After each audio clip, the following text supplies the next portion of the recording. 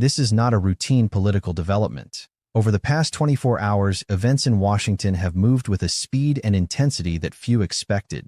The United States House of Representatives has voted to approve articles of impeachment against Donald Trump, passing them by one of the narrowest margins in modern congressional history. With that vote, a constitutional process has been set in motion, one that now shifts away from the House and into far more uncertain territory. What happens next will not be decided by headlines alone. The coming days will test political alliances, institutional norms, and public confidence in ways that go far beyond one individual. In this video, I'm going to explain what has already happened, what the Constitution actually requires going forward, and the realistic outcomes being discussed by legal scholars, political analysts, and historians right now. This moment is fundamentally different from previous impeachment efforts. The political environment is more polarized, trust in institutions is weaker, and the consequences of miscalculation are far greater.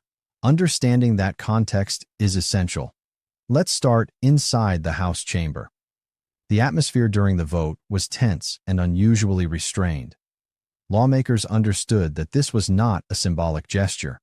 The final tally, 218 votes in favor, 217 against, came down to a single decision. One representative determined whether impeachment would advance or fail. That margin alone speaks volumes about the fractured nature of the political landscape. Almost immediately after the vote, Donald Trump responded publicly, rejecting the outcome and criticizing the process in forceful terms. His message followed a familiar pattern, portraying the impeachment as illegitimate and politically motivated, while signaling an intention to fight rather than concede. Supporters saw defiance, critics saw escalation. Either way, the response reinforced the reality that this process would not unfold quietly. At the same time, senior Republican leadership offered little immediate reaction. There were no major press conferences, no unified statements. In Washington, silence during moments like this is rarely accidental. It often reflects internal debate, uncertainty, and strategic calculation. Leaders wait, assess public reaction, and evaluate political risk before committing to a position. But here's the critical point. Impeachment by the House does not remove a president from office.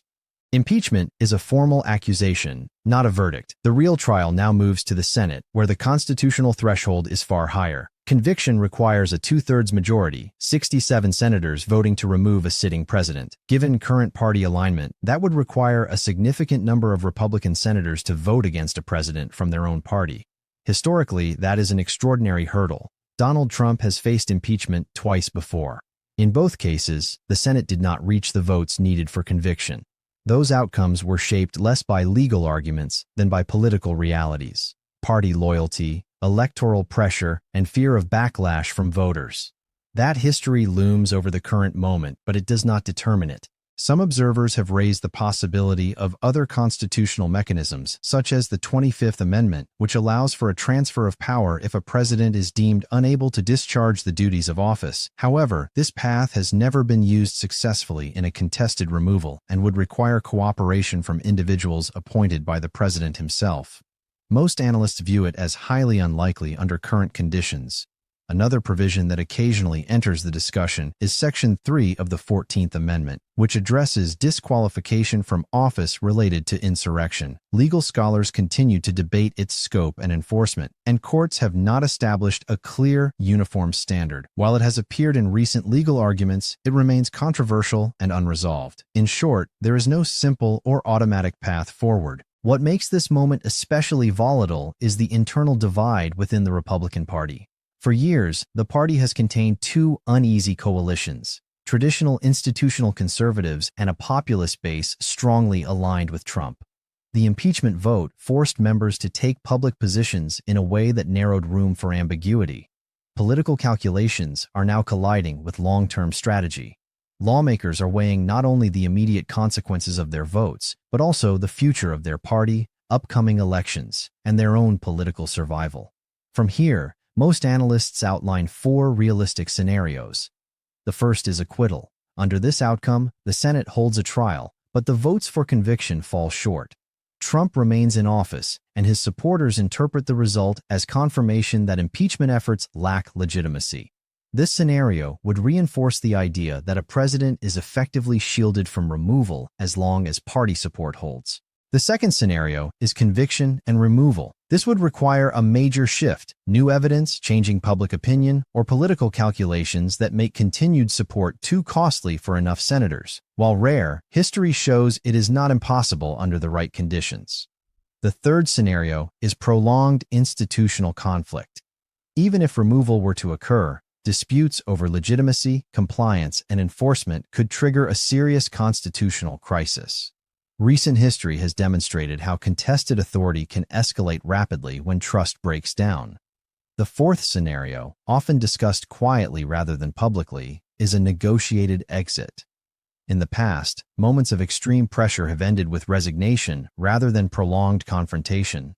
Whether such an outcome is realistic today is uncertain, but historians note it remains part of the constitutional playbook.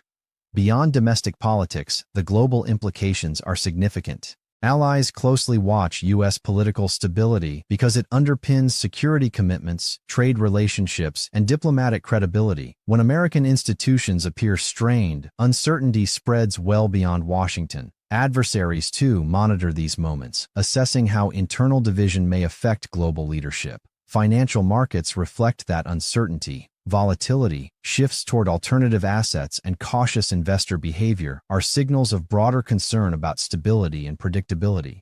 These reactions are not judgments, they are risk assessments. At its core, this moment is not simply about Donald Trump.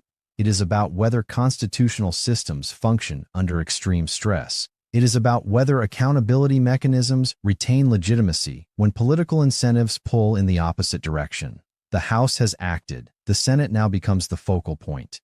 Decisions made in the coming days will be shaped by law, politics, and public response. This process is still unfolding. Outcomes remain uncertain, but the stakes are clear. We are witnessing a test of institutions, not just individuals, and history suggests that how these moments are handled can shape political norms for decades to come. Stay informed, evaluate claims carefully, and understand that what happens next will matter long after this news cycle ends.